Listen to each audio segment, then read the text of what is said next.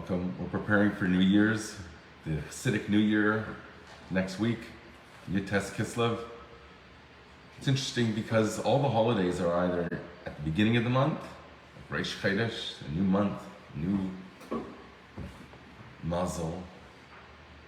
But Yud Tes Kislev, the Rosh Hashanah for Chassidus, when the first Lubavitch Rebbe was freed from prison, emancipated, we celebrated the second Rebbe's emancipation on Yud Kislev, 9 days before.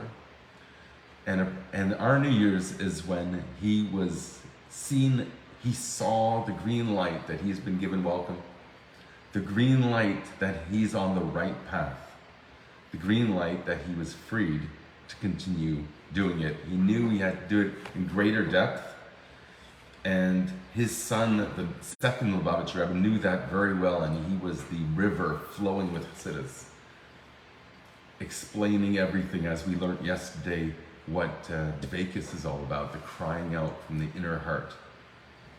How incredible of a treatise on prayer that is. So this is another work. This is Shar HaTshuva of the Mittler Rebbe. I thought we'd learn a bit from this. I have a lot to say on other topics. I'm trying to hold back. We learned about that too.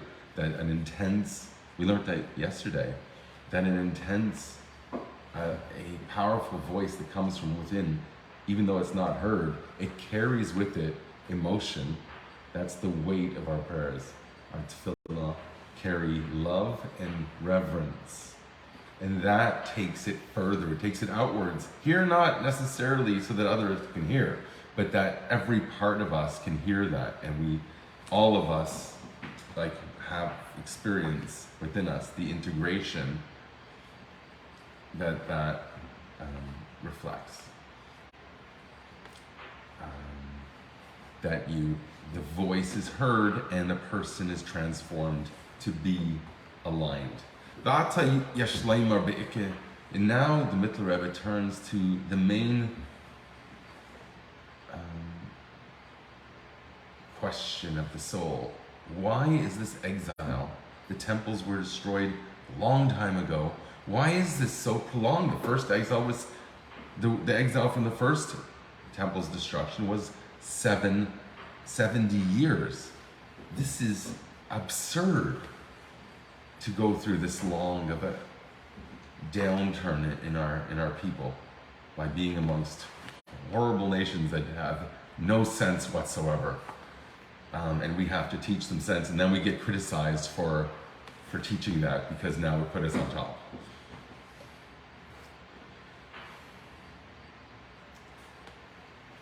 Of course Jews are going to rise to the top because we have the top mission statement. It's just an obvious thing.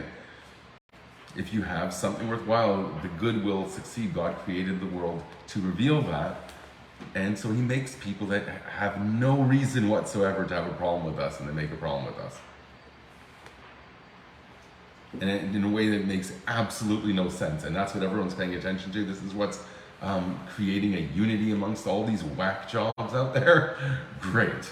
Anyways, we know the real strength comes from our strength of dedication to learning this stuff and applying it when we daven. I never mean for this to be something that's just an intellectual exercise.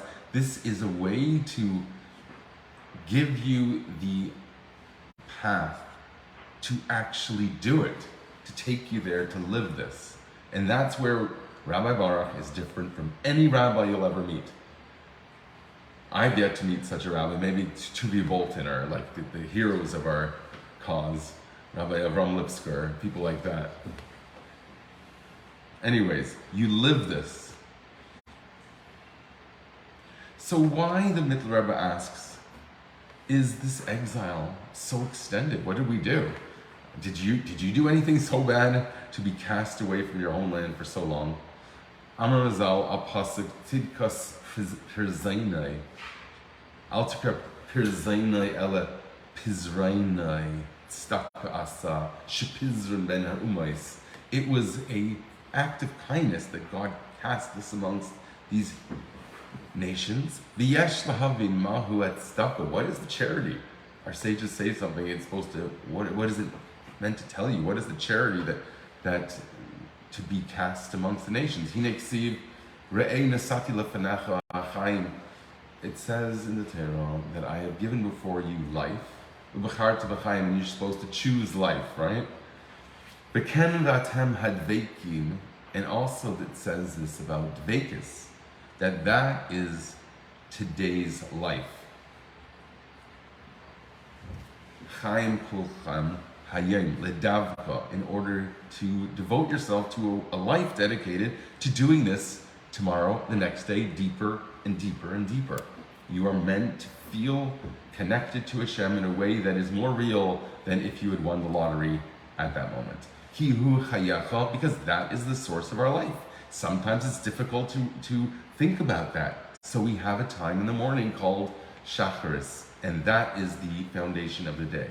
Harei ikar hayirida shalom shama b'shvil hiyes hakshav haneshama atzlam elokim chayim kamei hasam nafshenu b'chayim. We are souls put into a lowly physical world in order to be alive there, to be lit. Techol b'nei Yisrael, that every single Jew is meant to experience that type of divine life while being here in the world. As it says, you are the shine of my lamp. Ba'alo nerai, and my candles shine. So we are supposed to be souls that shine and are lit and have dvekis with Hashem. That's what we say in our liturgy in the morning. We say, the exaltedness of Hashem is on our throats, and a double-edged sword is in our hands. As is known. Know this stuff. But sometimes it suggests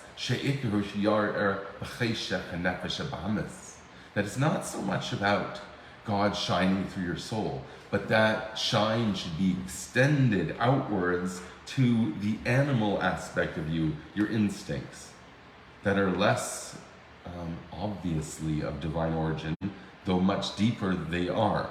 So that's the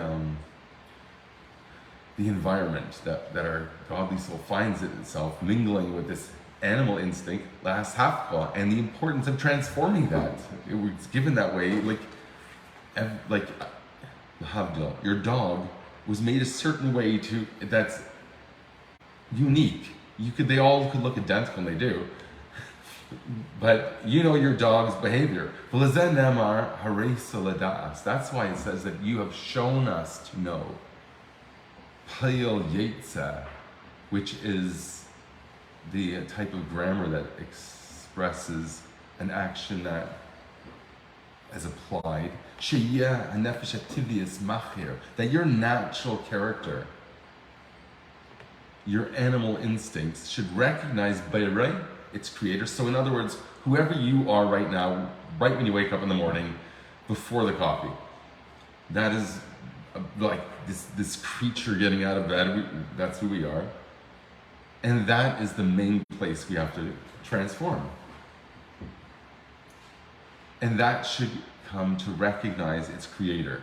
B'mayach v'lev, starting with the mind, going to the heart, liyes mibsaret mamish echza, so that from your body itself, you could come to know Hashem. You could come to see Hashem.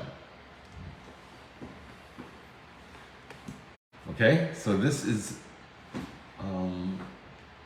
sometimes said to be the main thing, and certainly in our times, that is the transformation of the lowest, the most animalistic part of us is the main place that we should be drawing our attention. That's why Hashem's making it an issue for us, because that's what's important for our soul to figure out.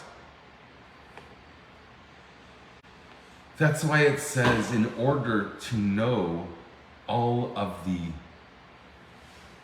random guys on the street, the Amaratzim, the uneducated, those who did not have the time to devote to this whole pursuit of devotion and everything, just the simple people that are busy with life.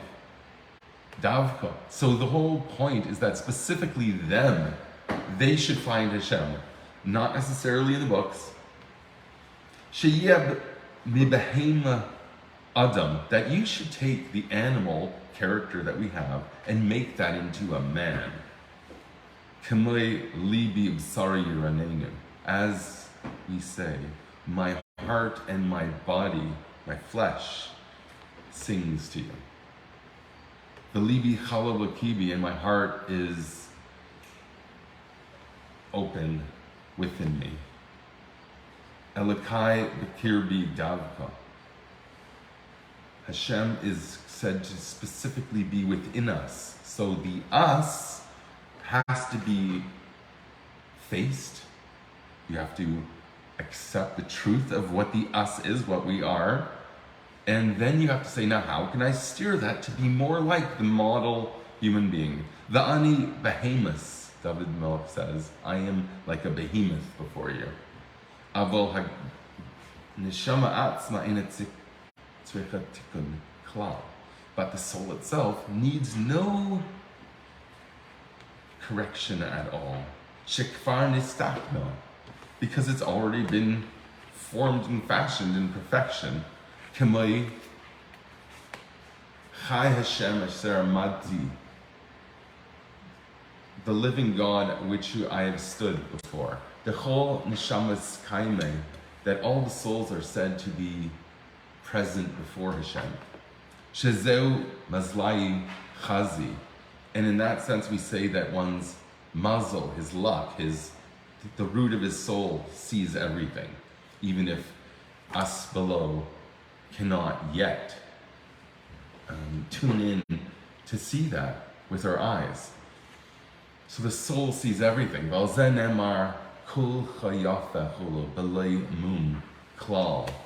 why we say, I think it's Mishlei, it says, all of you are, all of you is beautiful without any blemish.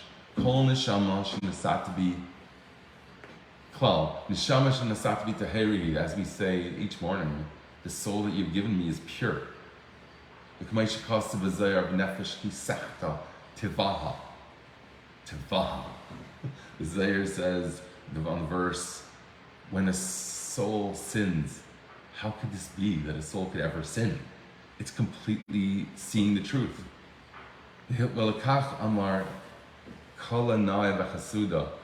That's why the bride, we say that she is a bride that is beautiful and pleasant, regardless of the fact whether she is, because by saying it, we've learned here, it brings it out.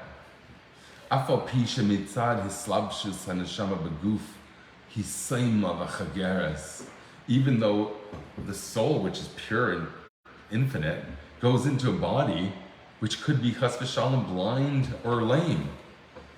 So it has so many vulnerabilities, this body, yet the soul, this perfect thing, has to go into it.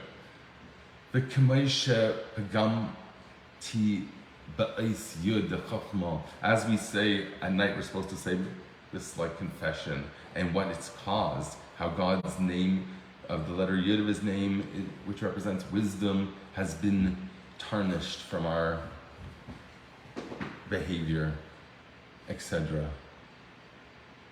Ri'iyah lestakwa, vision to see and behold, she'ena roya haneilad ma'ayin liyesh, whereby the physical body is impringed,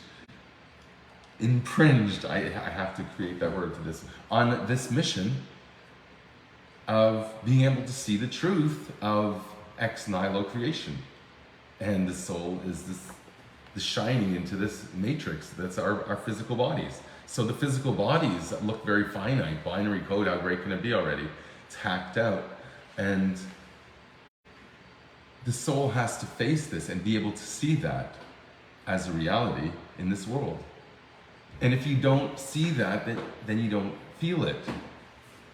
So we always have to open our eyes, is always Rabbi Baruch's message.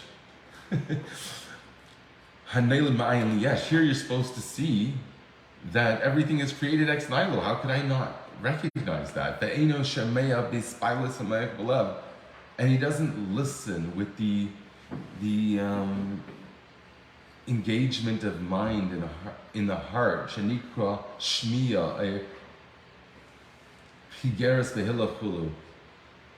And so all the faculties of the body are represented in the soul, like hearing, like walking.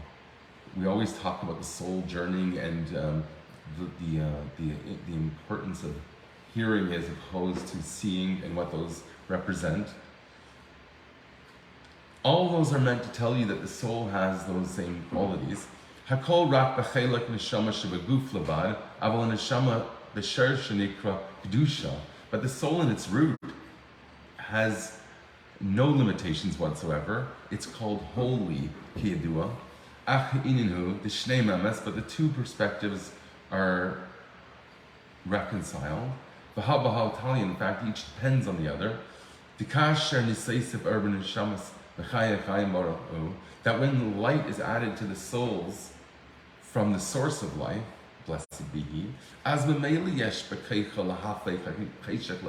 then it has the power to automatically transform the darkness into light. Remember, it's as if we put ourselves into our life story, because there is nothing aside from Hashem. So even our personal experience through life is divinely ordained by you.